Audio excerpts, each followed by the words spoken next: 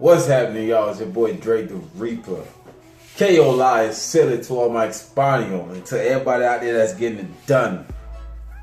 What's good?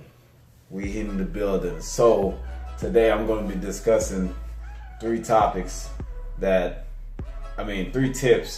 will get you guys conditioning fucking year round, life round, right? And I'm not saying this is the sad part, because what I'm about to say is going to really kill your hopes, right? I'm not saying that it's going to work for you. It worked for me. Not going to say it's going to work for you, right? I like to keep it blunt. I'm known for that. So all I want to say, three things, right, that kept me in shape, or just kept me conditioned year round. Well, before I even get on top of that, I just want to tell you guys, being mentally strong and prepared for any kind of test is a must. And when I mean like that, I give you a quick little rundown. When I was younger, I never really had any kind of stability as far as education wise, right? Mom always enforced education. She also wanted us to go to school, but only had one parent coming up. So with four of us, my brothers and sisters, four of us coming up, it was kind of tough for I call her old girl, but my mother, to really supervise us on what we're doing as far as homework or what we got coming up or whatever. So just my whole life has just been like that, elementary, middle school, high school, the whole nine.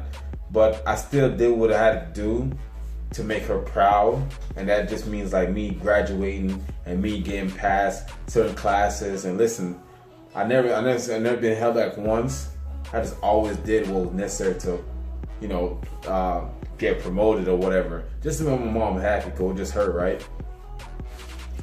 So I came to a realization, a little bit after high school, I came to a realization of how to progress or how to really find some structural as far as how people, because I was very inquisitive, man, just try to figure out how people communicate and just stuff like that. So I just always stand around people. I just always people that's older and in the business, or just always stand around people that, and I always hear how they talk. I'm just wow, man, how that person just fluently speak, and it's just always been an interest of mine. So I just read more books.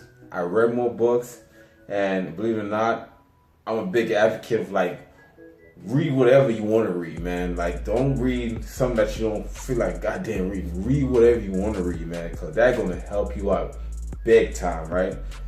I picked up a dictionary and I would look up big words and I put them down, write them down, just memorize them, right? And that helped, right? That helped me with my speech, believe it or not, because I was a terrible speaker growing up. Listen, I'm very antisocial when it comes on to speaking in public, right? I've gotten better over the years because I always run to what makes me nervous, and I always want to challenge it and face it.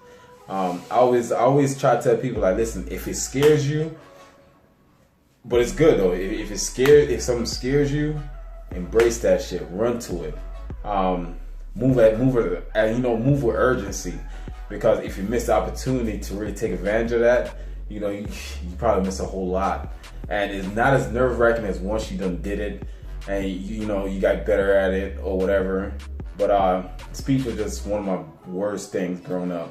But however, I'm not going to run off into more topics, guys. So be mentally strong, prepared I read a lot. I read dictionary, Bibles. I read artist seduction books, 40 Laws of Power. I read a lot of little novels. Just read a lot, and that over the years, believe it or not, built me up to the point I was able to decipher big words. When I was in college, I was able to decipher big words when the professor is talking, or you got these super smart nerdy ass kids just using big words, and that it helped me, and I was just able to communicate better. So, right? One thing I hate is to be in a conversation you can't communicate because you don't know half the words they're using, or you don't know the sentence structure. You're just God damn, it's just frustrating, right? I'm speaking from a immigrant aspect, right? Because in the islands, we speak broken language, which is broken British language. So it wasn't it wasn't straight fluent English. It was broken. So most of my Jamaican island people know what I'm talking about. So yeah, so that just came. I stayed grounded to that. I stayed dedicated to that, and it helped me become better. Right.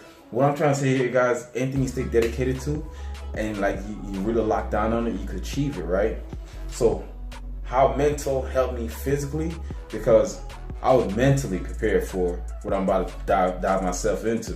So I said, man, I want to get stronger. I want to build a foundation. I want to build my body up, because I was toothpick, skinny. So like 140 pounds, soaking wet, barely, right? On a good day, I was 140 pounds, barely, right? This was probably like six years ago. I say about 6 years ago, right? Wow, man. So you know what I did, guys? I went ahead and I took myself and the same discipline I did when I was trying to learn those big words and just be more fluent in my speaking or whatever. Same words, same mentality, I'll bring right to the physical aspects. And man, like ever since then, it's been just a free train, right? So I'm not gonna ramble on. I just want to give y'all 3 tips. 3 tips to stay in condition year round, right? 1, you have to be mentally structural, sound, and dedicated to do it. And I just gave you a good example of how dedicated I was and how far it had brought me, right? Mentally wise, right? You have to be mentally strong. That's number 1, mentally strong. Because people that think, oh, if you just tell, no, it's mental. It is mental as hell, right? Number 2 is the eating. Like, I'm island, my whole family's island, so we was brought up on cooking your food. And, being poor, coming up in the island, it was a big bag of rice and like a bag of chicken, you know what I'm saying? And you had to eat whatever mama had on the stove, whatever she had. It was no going to McDonald's or going to a restaurant with none of that coming up. So that kind of kept me on that eating pattern for the longest of just eating clean. And that's what people consider eating clean now. But honestly and truly, that just kind of kept me rooted of how to eat. And it was hard for me to switch over to the junk food, right? I ain't gonna lie, my teenager age, I had some junk food, but it wasn't crazy, because I'm always just used to rice and chicken. So, and not saying I didn't have no fish and steak and all that stuff, but I did, but it just kind of always kept me around with cooking my own meals.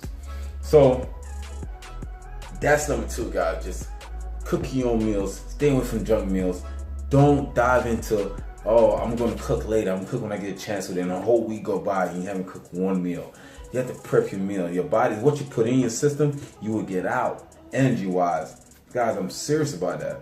It's vital. People think, okay, I could eat McDonald's and I'm gonna get great energy, I'm gonna get great fueling.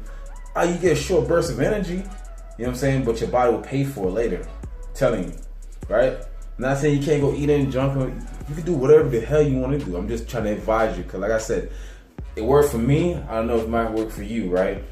So the third thing I want to tell you guys is train your ass off. Like, work out is mandatory. You gotta have a passion. You gotta have the desire to want to be better. You want to look better.